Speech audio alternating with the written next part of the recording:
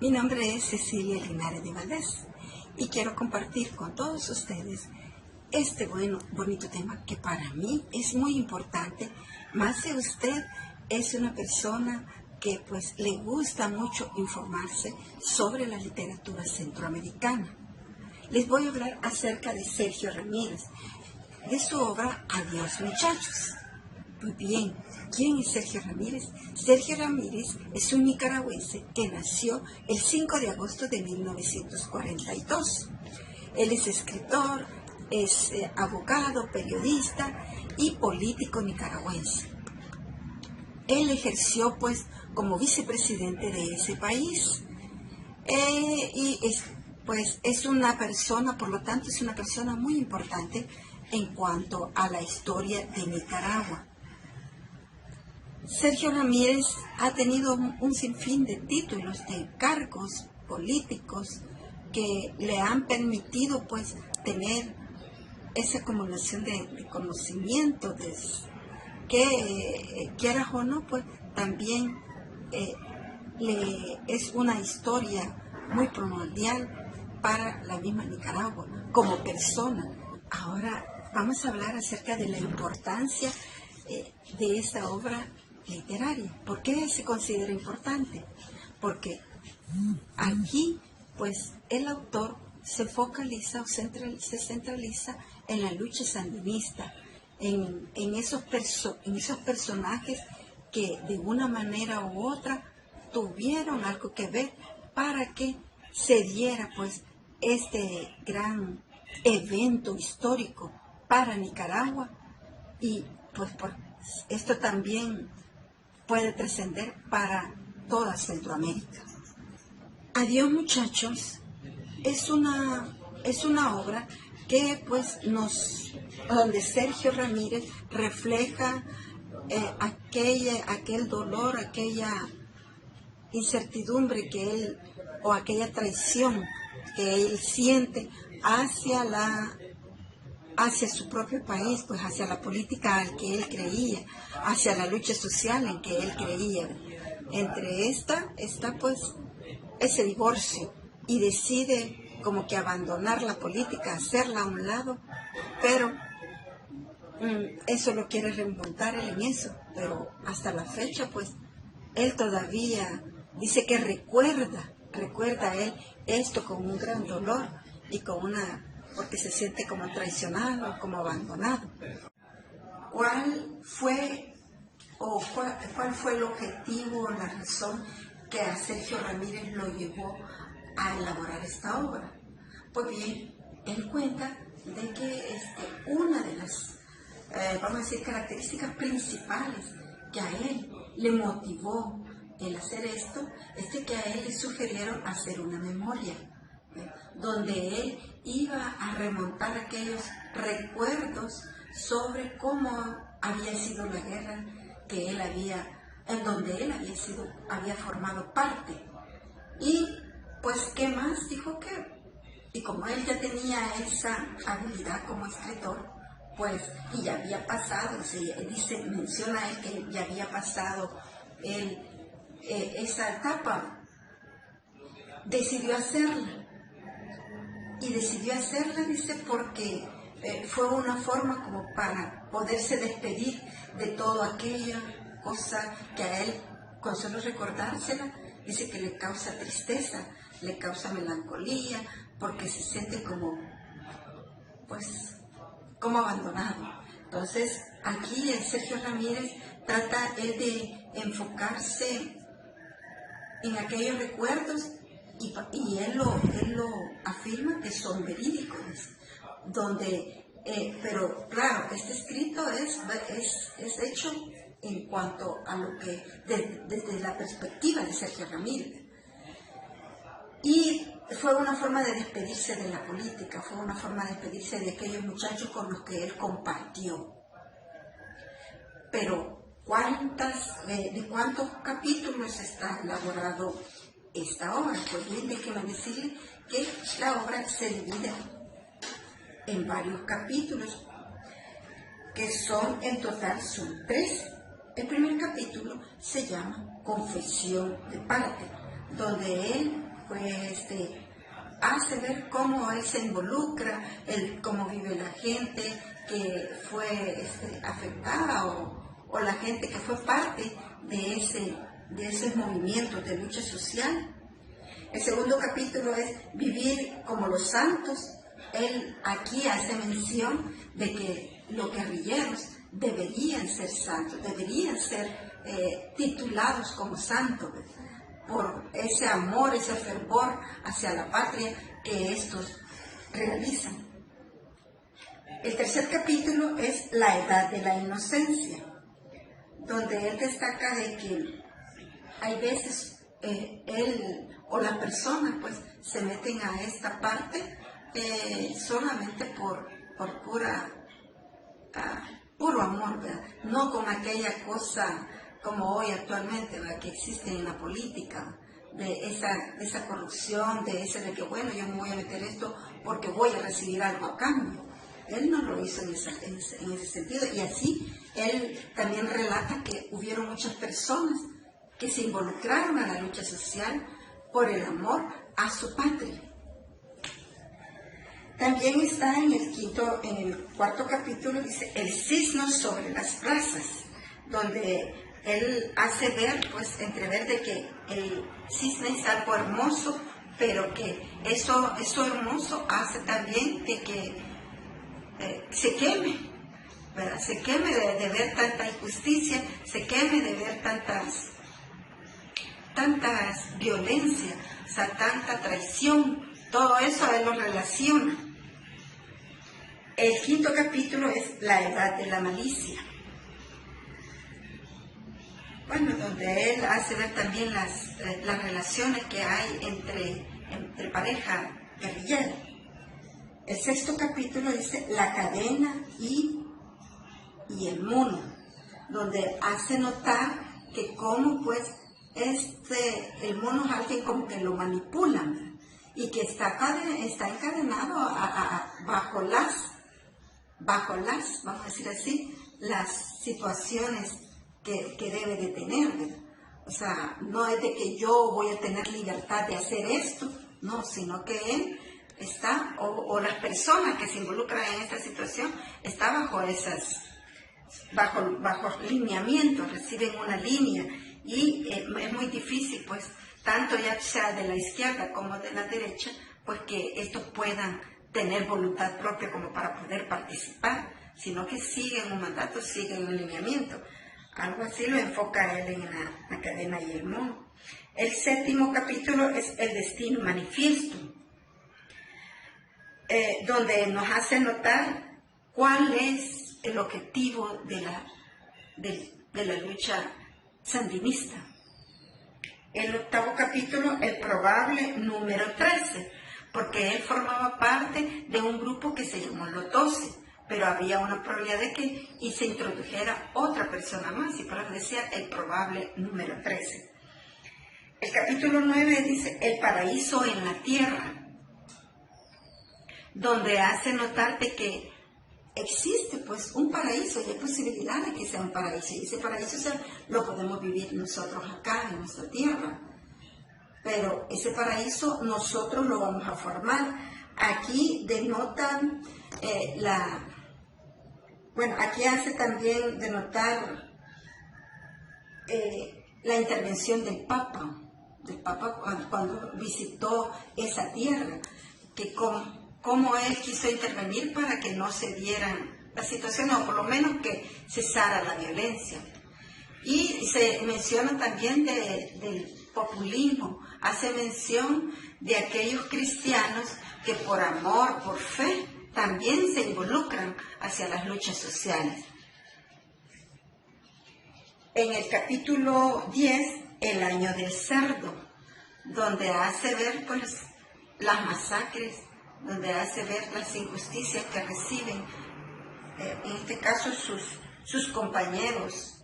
En el capítulo 11, los ríos de leche y miel, donde denota las riquezas que puede convivir. Inclusive él hace mención de los viajes, ¿verdad?, donde él, a través de esos viajes, él anda buscando financiamiento para para pues ese compromiso social que él tiene. Y por eso es entre la leche y el miel, pues él anda viendo y describe pues ahí también los momentos que vive con esa gente importante, los lugares en donde se reúnen, que por cierto no son casas de cartón, sino que son lugares algo lujosos. En el capítulo 12 dice, al fin en palacio. Y en el capítulo 13 dice, las fauces de Saturno. Entonces el libro en sí está, pues ya vimos, está formado por 13 capítulos. Les invito pues a que ustedes se entusiasmen en leerlo, se entusiasmen en querer pues poder sacar otras características que él aquí menciona y que tal vez uno como lector pues no logra visualizar. Eso nos permitió viajar por el país y ver esos carteles de Daniel Ortega y su mujer, Rosario Murillo, abrazados, hablando de una república socialista, cristiana y solidaria, y luego vimos la pobreza y también el miedo de la gente a hablar. Había jóvenes que me susurraban en los supermercados porque no se atrevían a hablar en voz alta. Si uno cierra los ojos y piensa en este momento y ve aquel momento que nosotros contemplamos en mayo último, uno también se puede preguntar, ¿valió la pena? ¿Valió la pena, Sergio? Lo que pasa es que las preguntas de uno, ese tipo de preguntas, uno no puede hacérselas sin tomar en cuenta el momento en que las circunstancias me rodearon para que yo entrara en la revolución. El mundo no era el mismo, yo tenía otra edad. Es decir, yo era joven, entonces yo no puedo responder las preguntas, no puedo responder por un joven, un viejo no puede responder por un joven. Es decir, y el mundo que nosotros habíamos heredado, los ideales que habíamos heredado, tengo que volver a ese momento. Y yo, si fuera el mismo, entonces haría lo mismo que hice en ese momento, acompañar al pueblo de Nicaragua en un cambio profundo que todo el mundo quería. Es decir, yo no podía tener una bola de cristal que me dijera esto no va a resultar. Adiós, muchachos. Es entonces una forma de resistencia ante el olvido, a que se quiere someter a la revolución y al ideal político, pues a ambos hay que rescatarlos. Para Sergio Ramírez, y así lo demuestra a lo largo del texto, el escribir, pensar y analizar parece ser la mejor manera de mantener vivo algo, y que es el espíritu de la revolución, lo inamovible, lo que sigue y seguirá allí. Es entonces la enorme preocupación por el olvido lo que distingue a esta obra de otras memorias de la época. Pues ahora vamos a hablar acerca de cuál es la relación que hay entre la ficción y la historia. ¿Tendrá esto ficción y es histórico, pero tendrá ficción? Desde el momento en que Sergio Ramírez delimita y dice de que él cuenta en el libro la verdad de él, eso no quiere decir de que es una verdad absoluta, ¿verdad? Porque se debe de ver también la perspectiva de él, y que pueden haber otros relatores que también formaron parte de ese movimiento que él vivió. Entonces, hay ficción y hay historia. ¿Cuáles son los personajes de esta obra? Los personajes, está él como personaje principal. Están los 12, que son los otros personajes que también forman, pero son los personajes secundarios. Y están los personajes que se mencionan, los hace mención así él en forma esporádica, pero en mi forma de ver pues no son tan tan importantes durante todo el desarrollo narrativo de la obra. Vamos a hablar sobre el personaje principal. El personaje principal es Sergio Ramírez. ¿Por qué? Porque él es el que describe así en forma, vamos a decir, puntual, ¿verdad? En forma precisa, todos aquellos acontecimientos que él recuerda, todas aquellas emociones, todos aquellos intereses, todos aquellos momentos que él ha vivido y vivió durante esa lucha que tuvo, ¿verdad? Esa lucha sandinista. Y él aclara, ¿verdad?, de que inclusive en una entrevista que le hicieron, él aclara de que no es invento de él, dice que él hasta ha verificado de que sea verídico lo que él relata y que sea y que puede ser comprobado. Inclusive dice que hasta ha preguntado para que todo lo que él aquí ha plasmado pues sea comprobado.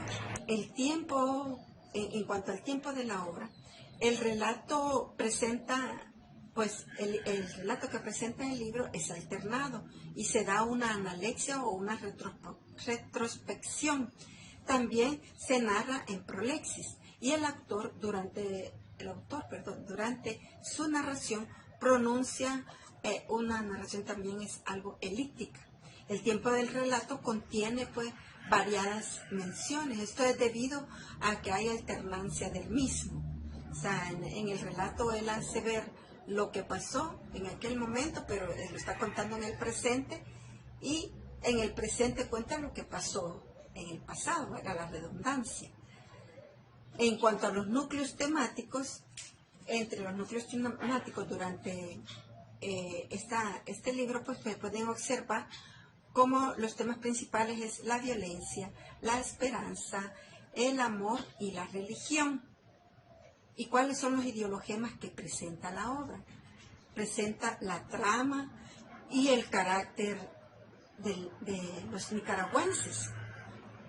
Presenta la economía que está en crisis, la vida familiar, cómo conviven ellos, y el trato o la comunicación que tienen entre los personajes, que también que Sergio Ramírez pues hace mención. ¿Cuáles son las tramas culturales que se focalizan en el libro? Dentro de las tramas culturales se puede destacar la forma de vida de los nicaragüenses y un anhelo por una vida mejor para aquellos nicaragüenses pues que del mañana, los nicaragüenses del futuro. En cuanto a la valoración crítica, ¿qué podemos hacer ver en esto? Pues la importancia es que Sergio Ramírez ha elaborado este libro con el fin, primero, de hacer memoria, de poder hacerle ver a nosotros, incluso los que no vivimos en esa época, ¿verdad?, hacernos ver cómo fue la situación nicaragüense de ese entonces. También nos narra